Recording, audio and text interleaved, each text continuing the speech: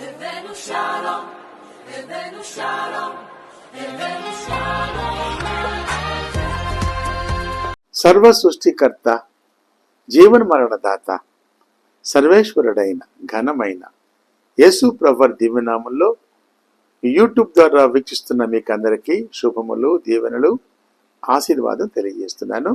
రండి, ఈ ప్రభుదిన ముందు హోషేయ అంటే పాత నిబంధనలో మరి పెద్ద ప్రవక్తల తర్వాత వచ్చిన చిన్న ప్రవక్తలు 12 మంది ఉన్నారు.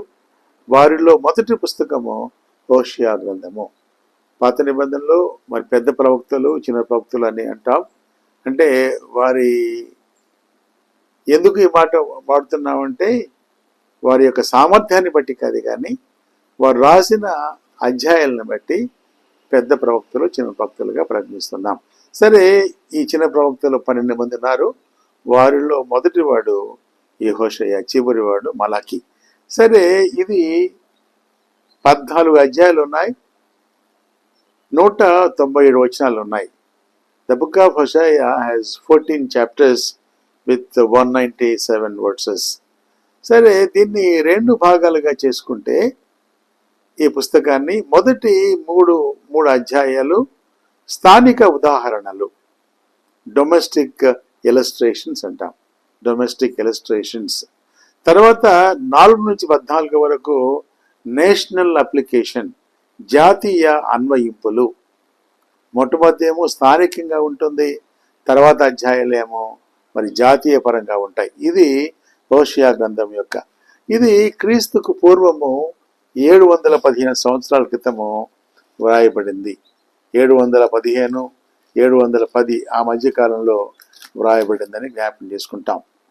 ఇది అంటే క్రీస్తుకు పూర్వము 721 సంవత్సరంలో షోమ్రోను పతనమైన తర్వాత ఆ కష్టకాలంలో ఆమోసు ప్రవక్త అనంతరము హోషేయ ఉత్తర రాజ్యంలో విగ్రహారాధన మితిమీరిగా ఉన్నది కాబట్టి దాని గురించి ప్రవచించాడు. తర్వాత ఆశ్చర్యం ఏంటంటే ఒక పెద్ద గుణపాఠాన్ని నేర్పించాలని ఇజ్రాయేలీలకు దేవునికి వ్యతిరేకంగా ఉన్న వారిని పోలుస్తూ తన భార్య కూడా వేశ్యగా ఉన్న ఒక ఆమెని పెళ్లి చేసుకుని తద్వారా ఆ యొక్క భావము ఆ దేశానికి వచ్చేలాగా కూడా వ్రాయబడింది. అయితే దేవుడు తన ప్రజల పట్ల మరి కృప చూపిస్తాడని, దేశాన్ని మళ్ళీ బాగు చేస్తాడని, బాగుపడుతుందని ప్రవక్త ప్రవచించాడు. ఇది ఈ సారాంశంగా మనం జ్ఞాపకం చేసుకుంటాం.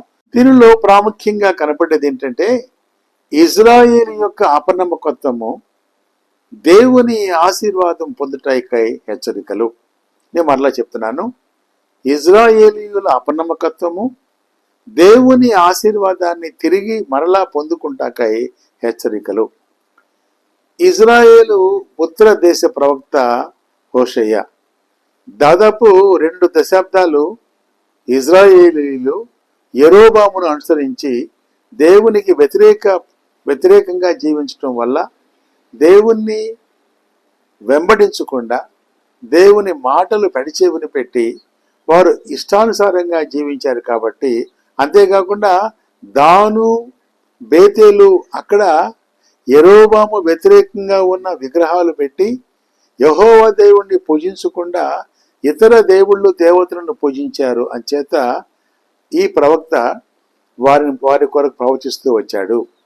అష్షూరు వారి చేత బందీలుగా వెళ్లే వరకు ఆ సమయంలో హోషేయ ప్రవచిస్తూ వచ్చాడు. ఈయన అష్షూరు వాళ్ళు బందీలుగా వెళ్లే సమయంలో ఈయన చివరి ప్రవక్తగా ఉన్నాడు. ఆమోసు, యోనా, మీకా వారికి సమకాలికుడిగా ఉన్నాడు. సరే, ఈ గ్రంథ విశ్లేషణలో మొదటి 3 అధ్యాయాలు వ్యక్తిగత జీవితము, అపనమ్మకమైన భార్య, 2 పిల్లలు. ఒక అమ్మాయి పేరేమో లో రుహామా, ఇంకొక అమ్మాయి పేరేమో లో అమ్మి. అంటే జాలి లేనిది అని చెప్పవచ్చు, నా జనాంగం కాలేదని కూడా చెప్పవచ్చు. ఇవి 2 కూడా ఇజ్రాయేలులకు సంకేతంగా ఉంటాయి. రెండో భాగమేమో దేశ పరిస్థితిని చూపిస్తూ ఉంటుంది కదండి.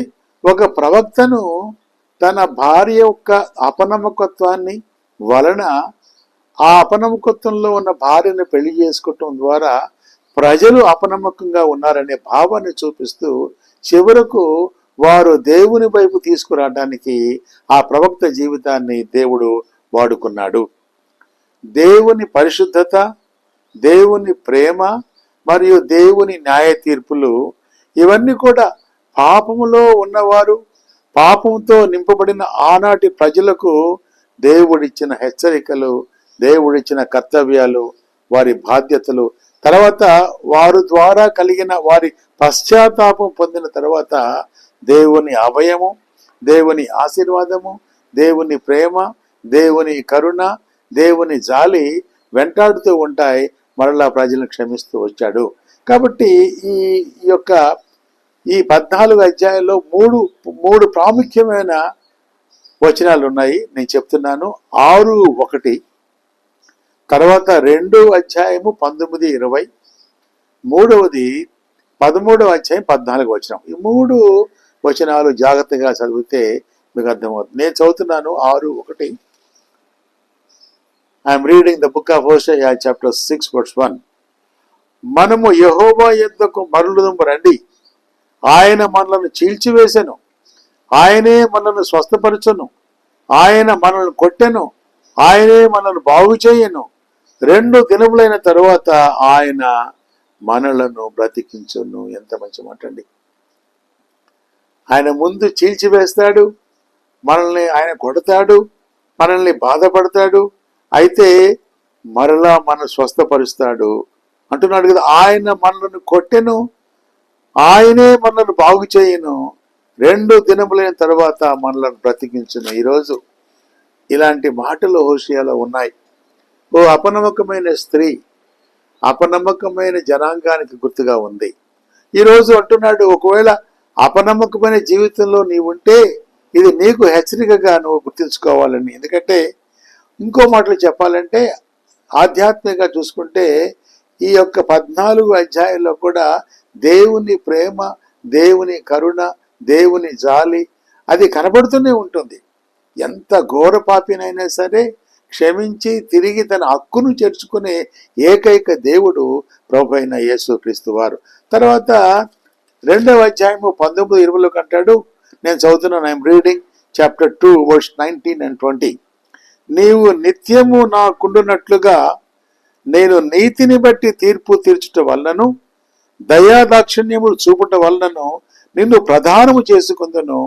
నీవు యెహోవాను ఎరుగునట్లు నేను నమ్మకమును బట్టి నిన్ను ప్రధానము చేసుకుందును. అద్భుతమైన ఆలోచన అండి.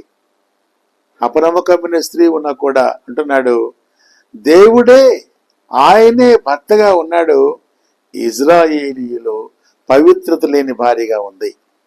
ఒక విధంగా చెప్పాలంటే ఎంతో పరిశుద్ధమైన రక్తం చేత నిన్ను నన్ను విమోచించి తన కుమారులుగా కుమార్తెలుగా పరిశుద్ధ సంఘములో సభ్యులుగా చేసి దేవుని ప్రణాళికలో సాగిపోవలసిన నీవు నేను పరిశుద్ధతను విడిచిపెట్టేసి లోకంలో కలిసిపోయి అపవిత్రంగా జీవిస్తున్నాం. కాబట్టి ముందుగానే 715 సంవత్సరాల క్రితము హోషేయాను పెట్టి అపనమ్మకమైన భార్య ద్వారా నమ్మకమైన వాగ్దానాలు నీకు నాకు ఇస్తున్నాడు దేవుడు.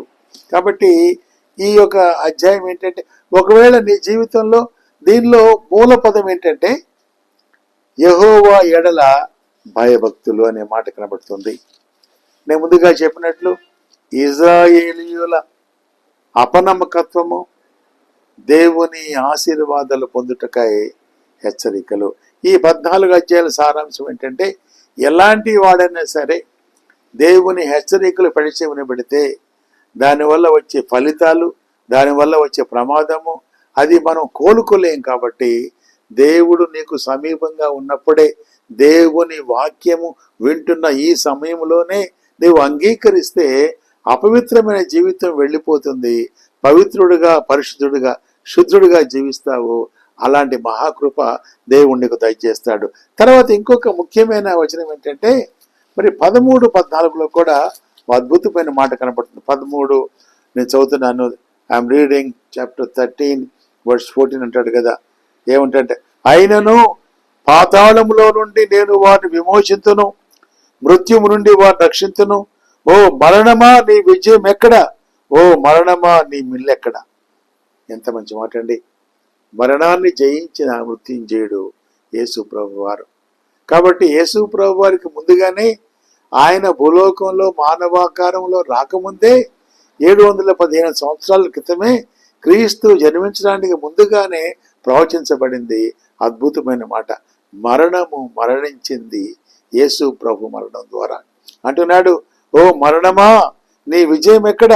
ఓ మరణమా నీ ముల్లెక్కడ అంటున్నాడు. కాబట్టి ఈరోజు హోషియా గ్రంథము ద్వారా యేసు ప్రభువు నీతో నాతో మాట్లాడుతున్నాడు. అంటున్నాడు, అపవిత్రమైన జీవితాన్ని విడిచిపెట్టి పరిశుద్ధుడు పవిత్రుడుగా ఉన్న నిష్కళంకమైన సంఘములో సభ్యుడుగా నీవు నేను ఉంటూ మనలో ప్రతి ఒక్క డాగు మచ్చ అపరిశుద్ధతను తీసివేసుకొని పరిశుద్ధుడైన యేసు ప్రభు వైపు వెళదాము. అలాంటి మహాకృప దేవదేవుడు మనకు దయచేయని గాక. ప్రార్థన చేసుకుంటాం.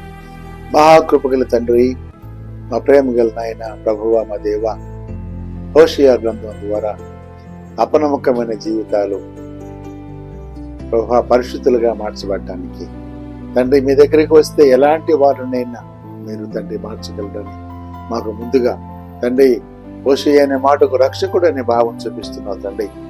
రక్షణ లేని వారికి ఈ తండ్రి ఈ వర్తమానం వింటున్న వారు ఇంకను కూడా రక్షకుడు రక్షణ లేకుండా యేసు ప్రభుని అంగీకరించకుండా ఉంటే ఈ మాటలు ప్రభువా వారి చెవుల్లోకి, వారి హృదయంలోనికి, వారి మనసులోనికి, మనసాక్షికి తీసుకుని వెళ్ళి యేసు ప్రభు నిజమైన దేవుడు, మరణాన్ని జయించిన మృత్యుంజయుడు యేసు ప్రభు. కాబట్టి హోషియా ప్రవక్త ద్వారా మీరు నేర్పిన పాఠాలు తండ్రి మీరు మమ్మల్ని మరలా బాగు చేస్తున్నావు, మీరు మమ్మల్ని మరలా స్వస్థపరుస్తున్నావు ప్రభువా.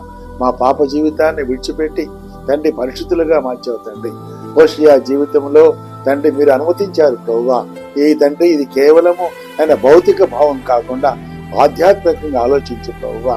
తండ్రి మేము కూడా పరిశుద్ధులుగా జీవించాం, మా జీవితకాలం అంతా కూడా పరిశుద్ధులుగా మార్చమని వందనాలు తెలియజేస్తూ రక్షణ రక్షకుడిని ఇంకా అంగీకరించిన వారితో మీరు మాట్లాడి మా ప్రపంచం అంతా, మా దేశం అంతా, మా రాష్ట్రం అంతా కూడా నీ దేశంగా ప్రభువా యేసు క్రీస్తు నమ్ము జనాంగంగా మీరు మార్చమని యేసయ్య నామములో ప్రార్థించి అడిగి వేడుకొంచున్నాం తండ్రి. ఆమె తండ్రి కుమార పరిశుద్ధాత్మ దేవుని సన్నిధి, సహాయము, సహవాసము, స్వస్థత, సమాధానము, సంతోషం, సంతృప్తి మనకు, మన బిడ్డలకు, ప్రభు బిడ్డలకు ప్రభు రాకడ పర్యంతము తోడై ఉండను కాక. Amen, amen, amen. Shalom and blessing to you all. దేవుడు మనల్ని దీవించును గాక.